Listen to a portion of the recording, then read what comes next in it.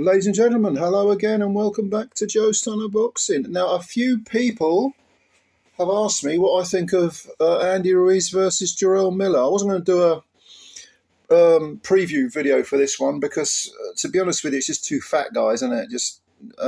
Anything with Miller, I don't like drug cheats, and he's the patron saint of drug cheats, isn't he? But when I think about it, it might be a relatively entertaining fight. So, as people have asked me, here's my spiel, my 2 cents, whatever you want to call it.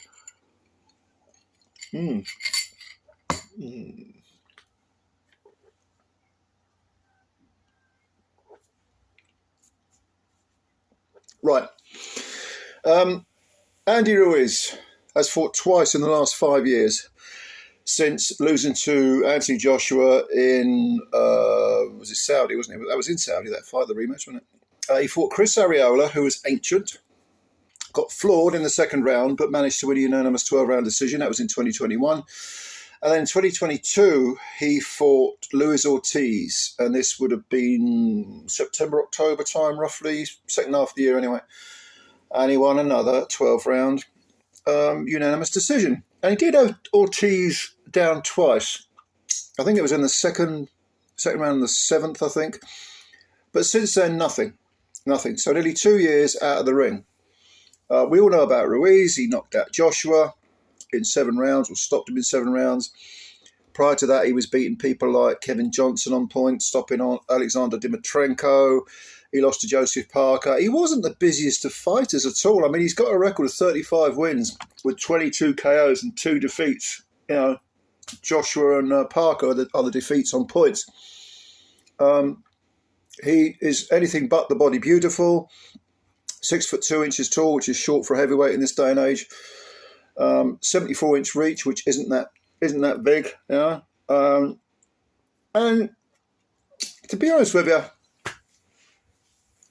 he's got very, very quick hands, and that's kind of how he beat Joshua, because Joshua floored him with a left hook.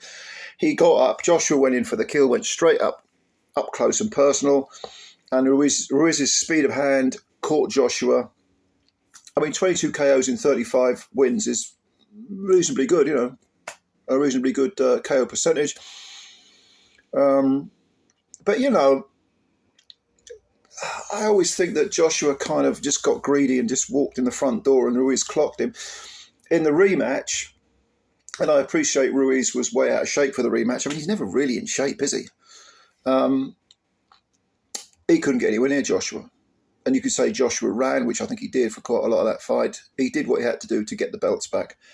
But it was very uninspired from Joshua. But even, I mean, absolutely woeful from Ruiz in that rematch. I mean, talk about eating yourself out of the title. Jesus Christ. It's like Buster Douglas all over again. So, quick hands on Ruiz, slow feet, which is not a good thing. Reasonable power. Is an orthodox stance fighter, a good fighter, very, very good. I'd say a very, very good heavyweight when he's on his game. But I don't know, how old is he now? I forgot to look. What is he, like mid-30s, roughly 35, roughly? It's the inactivity. I think is really going to hurt him badly. You know, 2 fights in 5 years is just woeful. But anyway, let's talk about Jarrell Miller, because he ain't exactly been Mr. Busy, has he? I say that. I mean, at the moment, he's 26 wins, 22 KOs. Most of those wins should be written off because he's a drugs cheat, but that's just my opinion. I say about inactivity, that's probably not accurate, actually, thinking about it, because he beat Dubois. No, he didn't. He got knocked out by Dubois.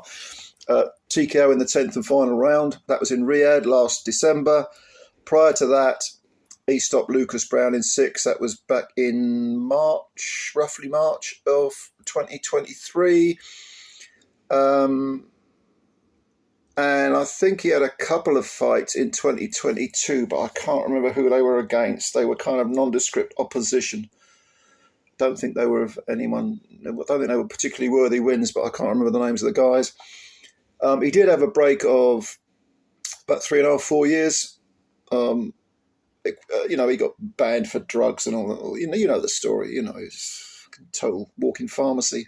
And he was knocking out people like Thomas Adamek, who was way past it and was way too small anyway. Knocked him out in 2 rounds. Johan Duapas, he beat over 12 rounds. Stopped Marius Vac in 9. Gerald Washington in 8. I think he retired after 8. Gerald Washington. Bogdan Dinu, I think, went out in a couple of rounds.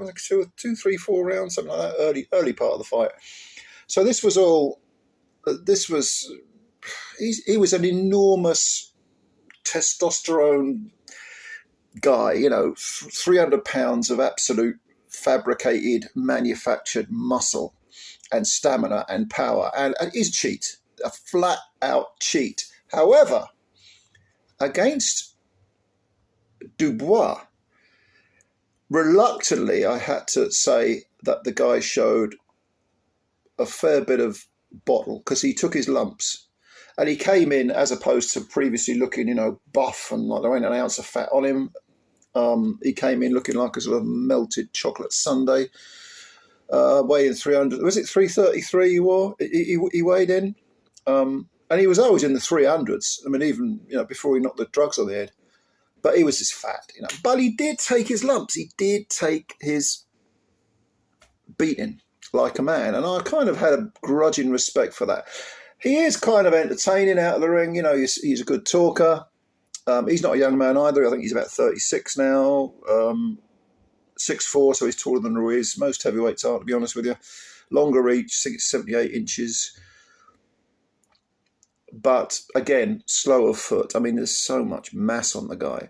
Having said that, he does put the pressure on quite well in quite an educated way. He cuts the ring off quite well for a guy. I suppose thinking about it, when you think about his weight, 330 pound or whatever, his footwork actually isn't that bad. Isn't that slow. Which is weird to say, because I even though he lumbers forward, he does cut the ring off very well.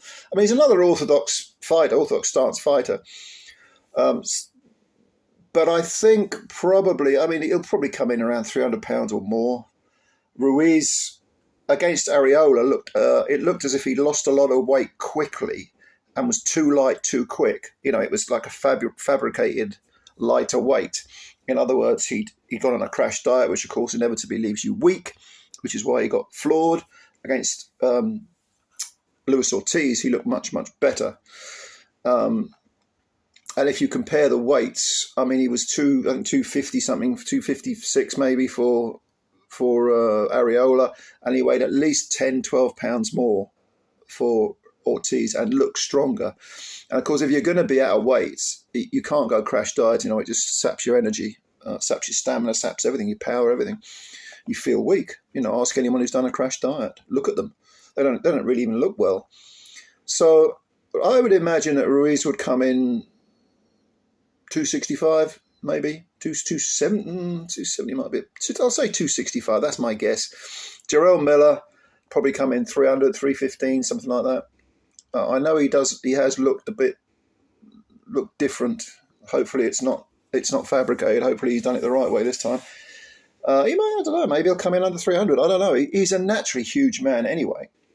Even though he's only 6'4", he's naturally wide with it and powerful with it. Whereas Ruiz, to be honest with you, just looks fat. I would say this is a 12-round fight. I don't know if one of those little trinkets is on the line, those alphabet soup trinkets, but it is a 12-round fight. And I worry about Ruiz's inactivity. I think there's a chance he might not be able to soak up the pressure that Miller's going to put on and take over down the stretch, or say even in the second half of the fight.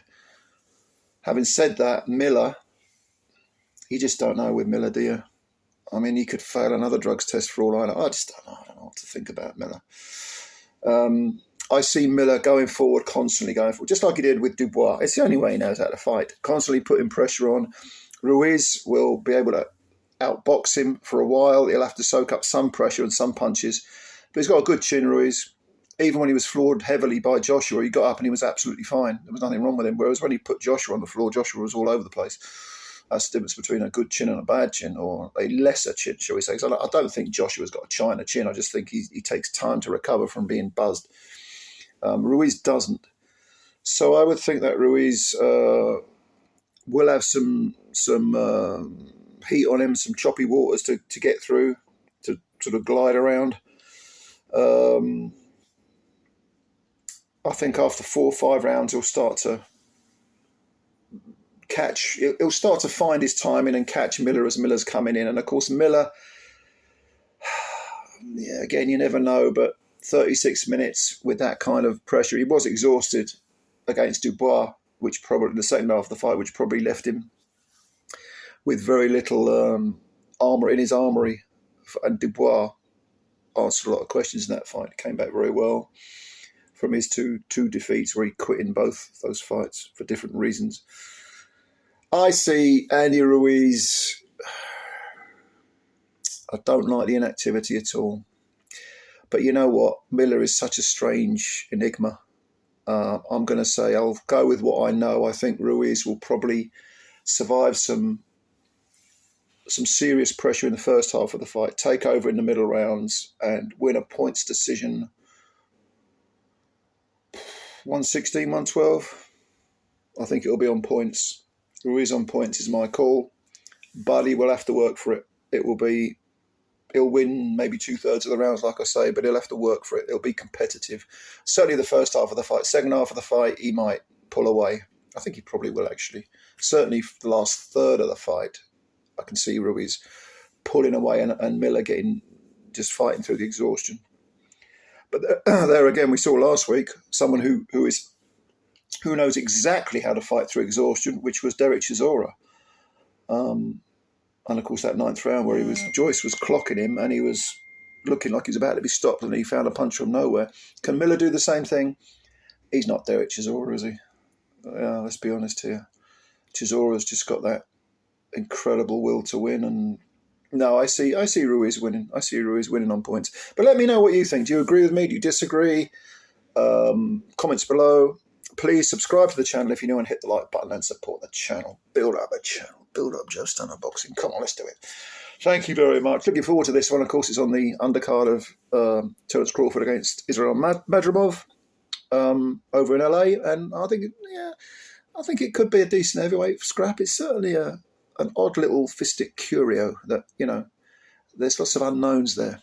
But let me know what you think. Comments below. Thank you very much. I'll speak to you soon. Bye for now.